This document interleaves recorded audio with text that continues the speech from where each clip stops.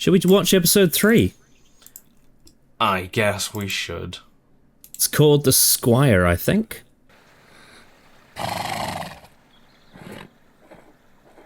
Any more than a man does. So Duncan only has us.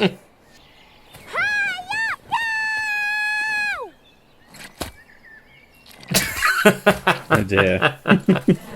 See, that's a funny shit joke. Tell the truth. We'll be fair. It's not stealing if you mean to put it back.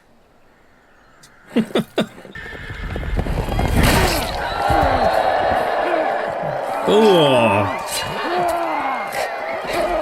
He's too my god. That's pretty. Oh, it's hanging out. Jeez. I serve Sir Duncan the Tall. He's large enough for the both of us. Black guy's not a true born. He came from the wrong country, was it? No. No. Goose eggs. Just the eggs. No. Goose eggs, like. He's having a shitter, isn't he? Shut up. Whoa! That's enormous. Yeah, the yolk is massive. Egg and ham sandwich.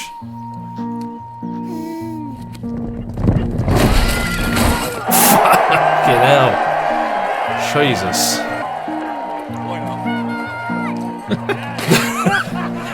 It's piss.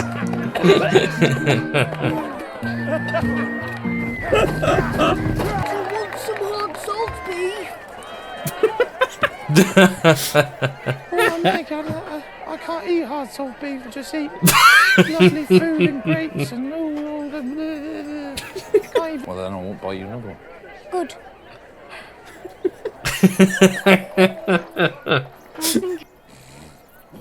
Oh yeah, this cunt again. Oh yeah.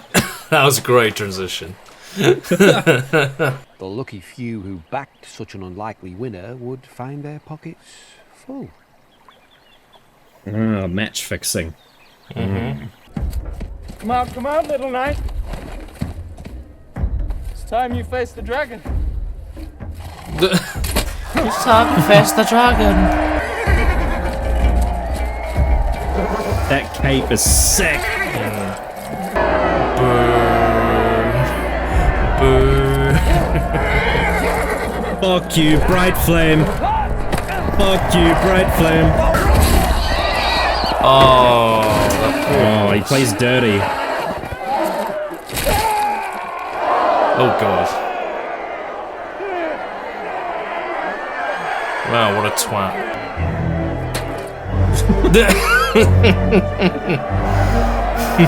Yeah, there's a fight. There's a fight. Bloody pitch invasions. There was no mishap. Said it yourself, he was too low. This is what happens when you're rich. You turn into a twat. Speaking of rich. Or you turn into a drunk twat.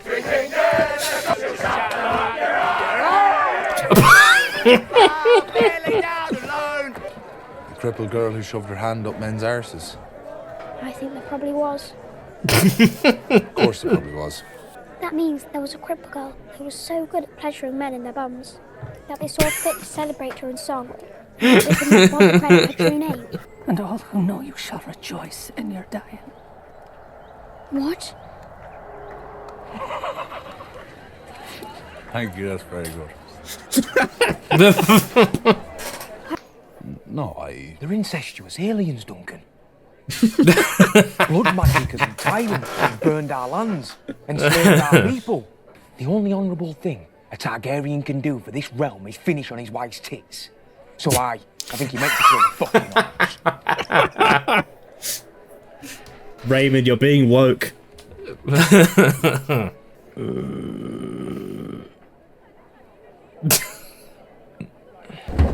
Oh, look at that coat. It's so red.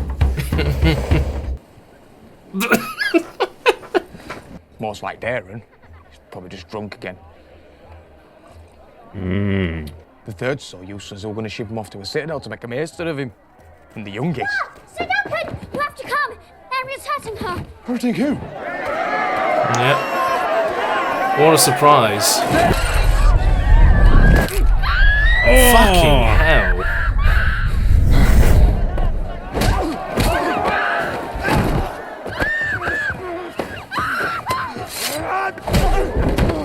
Why did you throw your life away for this hole? She's scarcely worth it. I cut it off, brother. I didn't want to look like you. I mean, it was obvious he was a Targaryen.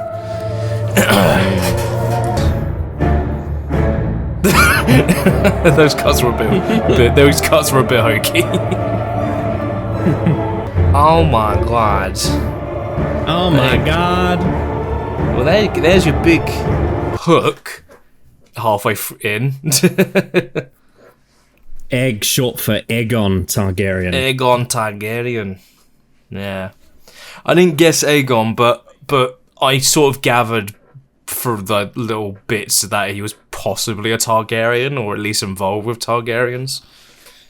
If you had recently watched season 5 of Game of Thrones, it would be very obvious to you, because when Maester Aemon dies, he talks about Egg, his little brother.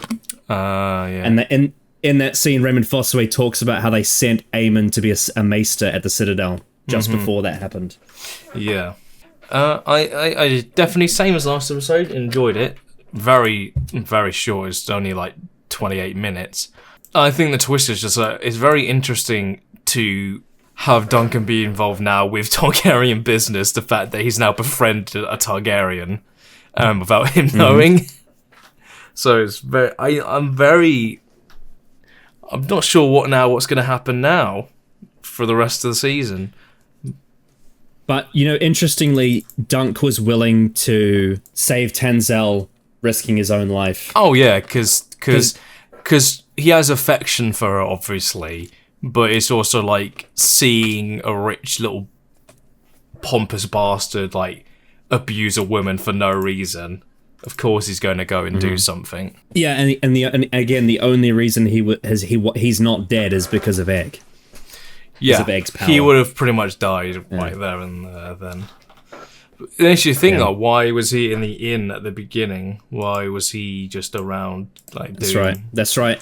Because you remember his other brother, the drunk one, was there in the inn at the start of the season. Right, yeah, okay. Yeah, that was Daeron. So Daeron is the drunk, Aerion is Bright Flame, the second son. Third is Aemon, who's Maester Aemon from Game of Thrones, and then the fourth is Egg. And they're all sons of Maekar, who's the younger brother of Baelor Targaryen, who's the one with black hair, and Maekar's the one with white hair. And yeah, as I've said, like in the previous episodes, there was lots of foreshadowing that Egg is Aegon Targaryen, such as that scene we got in this episode with the fortune teller, and Dunk did not he completely thought it was bullshit, and yet when Egg hears that, he must be thinking, "What do you mean I'll be king? I have my uncle is the heir, his son is the heir." And my dad's there, and I'm the fucking fourth child of the, second son of the king. How is that possible? What Egg is hearing, if he believes this fortune teller to be true, is that his uncle's gonna die, his cousin's gonna die, his dad's gonna die, and his two oldest brothers are gonna die, and obviously Aemon can't be king because he was a maester. Like he said in Game of Thrones. That scene made me think he was possibly a Targaryen, based on what was said. So, well, yeah, of course. Because you remember in the first season of Game of Thrones, Maester Aemon talks to Jon Snow about how he could have been king. But then it became he became a maester instead. So it's interesting to have Egg not know that, and be told that, have no idea what do you mean by I'm gonna be king and I'm gonna burn in flames?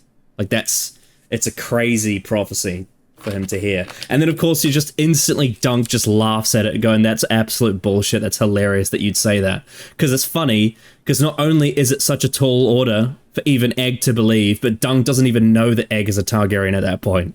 So it's a very, very interesting scene. I thought the whole thing about, like, they made a song about a crippled woman who would fist guys in the anus was really interesting and funny.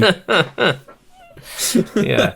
Like, the whole conversation was just like, I imagine wiser men than me would get a meaning out of that. Yeah. I love the banter at the start of the episode at the joust. That was hilarious, about hard salt beef and ale and stuff. That was great. With Dunk and Egg. Oh, I can't eat hard salt beef because it's too chewy. I eat nice food like grapes and all that. Obviously, the jousting was very, very sad because it got across how much of a massive twat the guy is.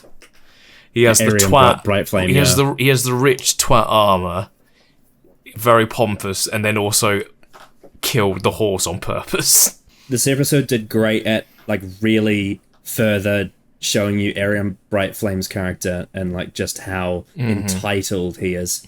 I love the bit at the start where Egg was training the horse because he wants to be a proper squire, and then he meets the guy who has the eye patch, and then they show the scene where he loses his eye and keeps going. That was the first cutaway that I think actually, like, worked.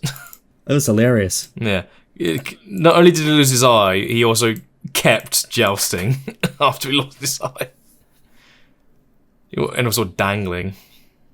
They start the episode where Dunk is really talking down to Egg, like, as if Egg is his inferior, and he has no idea that this guy is a Targaryen.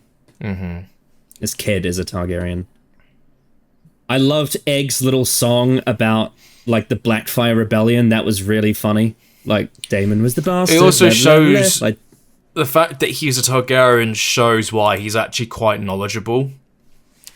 Because realistically, if he was, like, in poverty at, like, what Duncan thought he was, he probably wouldn't have all of his knowledge and understanding of things. But because he is, that gives a good indication that, you know, people of, like, higher families obviously get their children into... They make them have good educations because they have the resources to... And obviously, as a person, he has an interest in that sort of stuff. And they've been saying throughout the story, not just with Targaryens, but with all, like, houses, Dunk is really bad at putting things together when it comes to, like, well, yeah, because he's big and stupid. Yeah. What he is good at is being able to judge people, you know, as they are without titles and without... But you know what this show doesn't do that a lot of shows and films do at the moment is they keep hammering down that the character is really stupid and they sort of make fun of him, when I don't think what this show isn't doing is that. It's very much playing it off like he's stupid, but he's like, you know, they don't constantly beat him down with it like every other scene. Well, there is a scene in this episode that show what he does have a lot of value of is when he's tempted to gamble. When he's like, oh, we'll, you know, everyone like bets on this guy to win because he's very good at winning. If you beat him, our pockets will be lined. And Dunk basically says, I don't want to, you know, win in battle that I haven't earned. But then the temptation, because he's in such poverty and such desperate situation, he can feel the pressure. He can feel the pressure of that decision.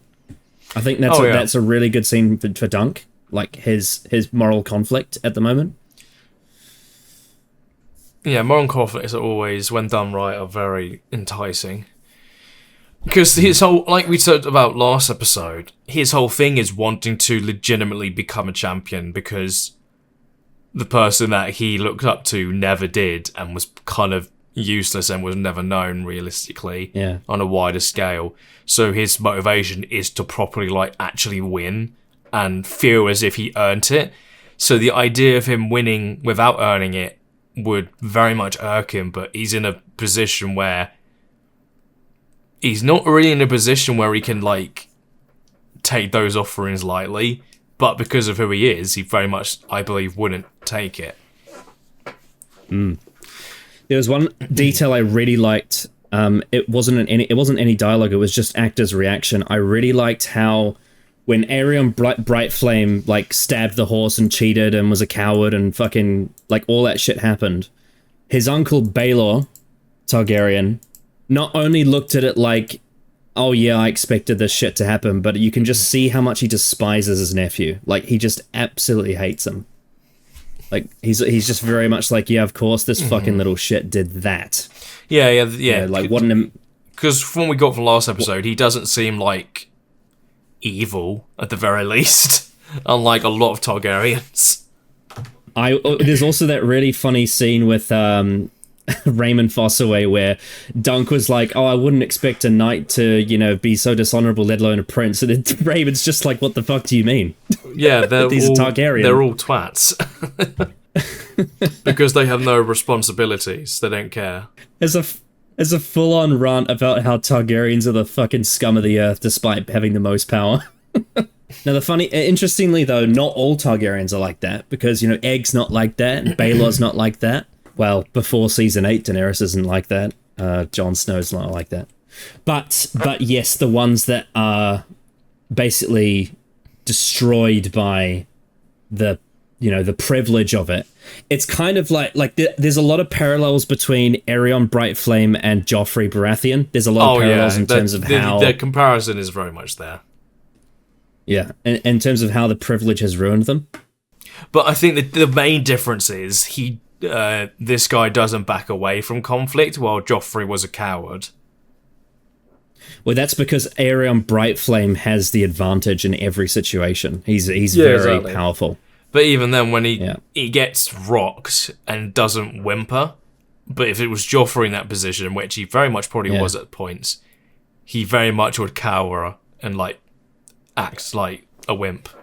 It probably does help that Joffrey is like a kid and Aerion Brightflame's a young adult, so there's a bit of a difference. Oh yeah, But yeah. Then of course, the big twist at the end, halfway through the series, Dunk gets the reveal of Egg. You're right, the editing is hokey. I wish it was a little bit slower. Well, yeah, because you get the cuts of duh, and then it cuts. It just feels a bit like, okay, this quite big revelation is the editing is a bit, not really tonally suited for me. Yeah, I do like the candidness of Dunk though when he's told that it's Egg as a Targaryen. He kind of looks at him with disappointment, like, why didn't you tell me this? Like, he does feel a bit like he's been... Or like, you're one of them. Yeah, you're one of them, but also you didn't tell me, why didn't you tell me? Why? Because didn't obviously I know? at this point he will now have an opinion of Targaryens or people involved with that family, because, the fact that most of them are twats and, quite evil. Yeah. But also, Egg has led him on by hiding that side of him. Oh, yeah. He's led him on, so it's pretty... It hits for him to hear that. Yeah. I actually, after having talked about all that, I think I quite liked this. Mm-hmm. I think this episode is probably the one I had the least issues with, apart from just that one bit of editing at the end. I think this was really solid. I think it just makes me think what the rest of the season is going to be, because I imagine the tournament's still going to go ahead, and that seemingly is the crux of the event of the season, I guess, is sort of this tournament for Dunk, and sort of, will he win or will he not? Is he going to continue being a knight? But now we have these added elements of now revealing a secret Targaryen to him that is a squire. So you still got that sort of element of Game of Thrones about it. Sure. One other thing I really liked was the horse nodding at Egg. I thought that was very funny. Oh yeah, that was definitely intentional. Yeah. There is this great little moment where they're sitting on the hill where Egg's like, I wish I could be in a place like this. And he's like, you are in a place like this. Very literal. But there's a moment in that scene where Dunk has this look on his face like, who are you? He's sort of just spent a moment to be like, hang on a second, I don't really know who this kid is. He's not telling me anything. Well, that gives a hint of this, where they're at is very simple and more cozy to Egg in comparison to, Targaryen, where Targaryens live and how they sort of live their life. So that it's not like because he thinks at first probably he's thinking from like an element of like someone who's in poverty, but actually it's the opposite where he lives a high life or has known a high life, and now something more simpler to him feels more comforting. Yeah, because look at his fucking brother. His brother's a cunt. Why would he want to live with him? Well, yeah, he's a high lord cunt. Yeah. There's also that scene where they eat bacon and egg sandwiches, which is really cool. Very. It just very needed fun. some sausages and beans, and it'd be a good. Yeah, well, maybe if Egg actually used his wealth, but that would give it away. It is funny, like someone who obviously is absolutely loaded. To then be like, I want to live a life as a poor person to know how it is. it's I don't know. There's always those videos of celebrities who try to work or like do bits of like a 9-to-5 job. Like there's a celebrity who worked a cashier at a supermarket and was like, oh my god, look what fun this is. Like it's so fucking patronizing. Yeah. There's also, again, but talking about the acting again, when Raymond Fossaway basically crashes out and says all the things he hates about Targaryens, there's this moment where Dunk, like, is almost like he's had his mind blown by that. Like, it's like he would never expect anyone to say that. And it's almost like it's opened a door in his head. And in a way, when you view people for what they really are, that's kind of what tears down that fear, because Dunk has a lot of fear for people who are higher ups. He believes that they are better than him. But when he kind of hears the truth about them, it's interesting because he was talking in the previous episode about, I mythologize Arlen of Pennytree, but actually he's this. And then he's had that happen as well to the Targaryens, like with Raymond Fossaway. He's told him about, the Targaryens are mythologized as this high, mighty house, but actually there's all these things about him that are terrible. And it's kind of, in Dunk's mind, it's humanizing everyone from different classes, which, is kind of the crux of the whole world of the story and the meaning behind it and everything about the class system. Very, very interesting. It's great fun, but it's got meaning. I'd probably give this like a 7.5 or an 8. Yeah, I'd say 7 for me. It's getting better as it goes. Yeah, I would say so at this point in time. We're now halfway through the first season of A Knight of the Seven Kingdoms. Sort of like, how do you feel about it looking back and now going forward? Yeah, so halfway through, and so far, I would say I'm definitely enjoying it. I'm definitely enjoying sort of the low stakes vibes of it all. I would say second half, I think, will probably have more meat and potatoes to it, considering the reveal of the last episode. So I think that will be very interesting to sort of go through as the events unfold. I would just say, so far, I would say this has been very enjoyable. Even though I know, like, even though I've read the source material and I know things, it's still fun to watch. Like, despite that, it's kind of interesting to. It's because it's like they're parallel. It's like, yeah, it's sort of the same story, but it's like a new experience of the same story. So it's actually quite nice to watch in that sense. And also the fact that it's been a while since I've read it, so I've kind of forgotten a lot of the details. Of course, they add so much on as well. So many things on. Because, like, I mean, one of the biggest things has been Lionel Baratheon's appearances, because he's barely, like, his appearances in the source material are very small. And in this show, he's just great every time he appears. He's so much fun. And I really like as well how, without the dragons, the Targaryens are easier to demystify.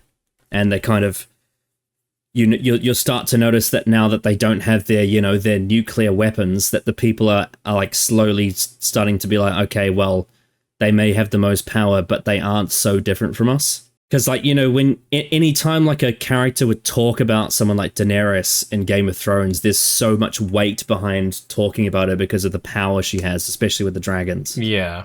Whereas in A Knight of the Seven Kingdoms, it's like, yeah, these guys are in charge of the world, but like what really separates them from us when you think about it? Like, what is the actual difference? They have the Targaryens have a lot less power here than they did before and after. And on top of that, it looks like based on what we've been seeing, it looks like the Targaryen house could actually take a turn and go in a good direction, given that what we've seen from Baelor Targaryen, he seems to be different from the others, and actually he could lead a pretty, interestingly quite different take on being the king, as well as his son, who seems to be, we haven't had any dialogue, but he seems to be very different from his cousin. So it's like we're seeing not only the shitty Targaryens criticized, but we're also seeing some Targaryens in line to the throne who could subvert, the status quo and actually, reform the house and kind of get away from like the destructive dragon days and sort of become a bit more, human and a bit more like on the same level as other people. Feels like Baelor Targaryen understands his position a lot better than Maekar does and Aerion does. It's why he's able to read Dunk and kind of understand his intentions despite his awkwardness. Yeah.